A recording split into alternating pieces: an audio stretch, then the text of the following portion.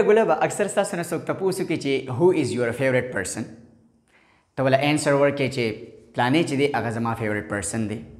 خو چې بیا ستا نه هغه تپوس وکړي چې ډسکرایب هیم یا هر، مطلب د دې کس په باره کې ته ماته ډسکرپشن راکړه، ماته بیان کا، نو ستا سره بیا ماتې نه وي.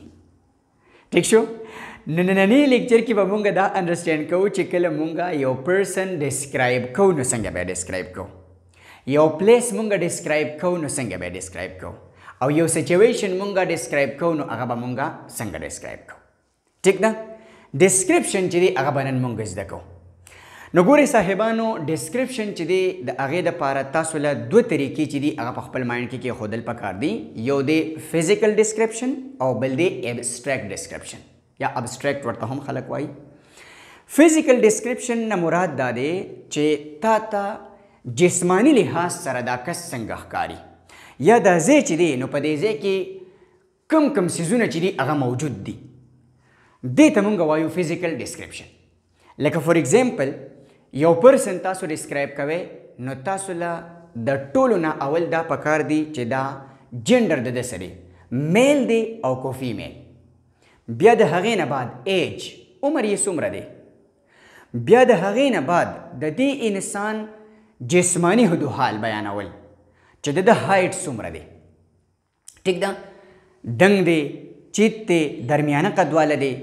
بیا د هغې نه بعد د دې انسان جسم چې دی نو هغه موټه دی که نه تین دی، نری دی، د دې نه علاوه درمیانه دی که نه چېرته جیم ته تللی دی، باډي ماډي جوړه کړ دا میسکولر دی.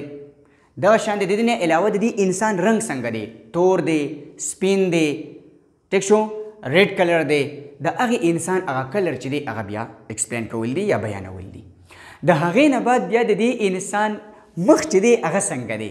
د مخ نه مراد زما دا دی چې آیا سترګې څنګه دي، پوزې څنګه ده، شونډې څنګه دي، غاښونه څنګه دي، د مخ دا رغونه چې ده هغه څنګه ده، ګول دی که نه اوږد اوږد دی.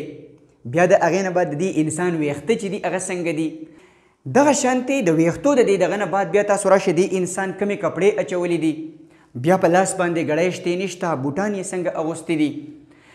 دا ټول چې دی که نه دا د یو انسان فزیکل ډسکرپشن دی. ټیک شو؟ بیا د دې فزیکل ډسکرپشن نه چې ته کله فری شي او دا تا فزیکل ډسکرپشن وکړو، بیا د دې انسان راځي ابسټریکټ ډسکرپشن.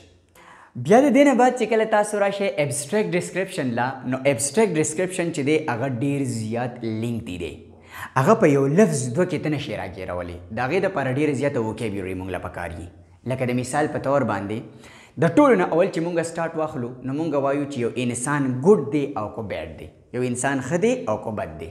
نو یو انسان ګډ دی څنګه ګډ دی، یو انسان بیډ دی څنګه بیډ دی.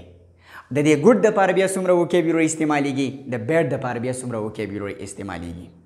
یو انسان فرینډلی دی، ټیک شو، یو انسان چې دی هغه جیلس دی، یو انسان هغه هر ټیم خوشحاله دی، هیپي. یو انسان دی هر ټیم سیډ دی. دغه شانته یو انسان هغه هاسپټیبل دی، کیرینګ دی، کاشس دی، کیرلیس دی، هارډ ورکینګ دی، پنکچوئل دی. دا ټول چې دی نو دا بیا د انسان په ابسټریکټ ډسکرپشنز کې راځي. نو ګورئ صاحبانو، دا ون بای ون چې کله مونږه ایکسپلین کو، ځان پې پوه کړو، بیا به تاسو په آسانه باندې یو انسان ډسکرایب کولی شئ. ټیک ده؟ دغه شانتې که چېرې تاسو د پلیس په باره کې ووایئ نو تاسو دغه شانتې د پلیس اول فزیکل ډسکرپشن او د هغې نه بعد بیا ابسټریکټ ډسکرپشن. آسان شو اوس؟ ویری ګډ. اوس راځو چې په دې باندې ځان پوه کړو او تاسو ته د دې لپاره وکیبلري چې دی هغه راته هم لیکم. ټیک ده؟ چې تاسو بالکل په دې باندې صحیح پوه شئ.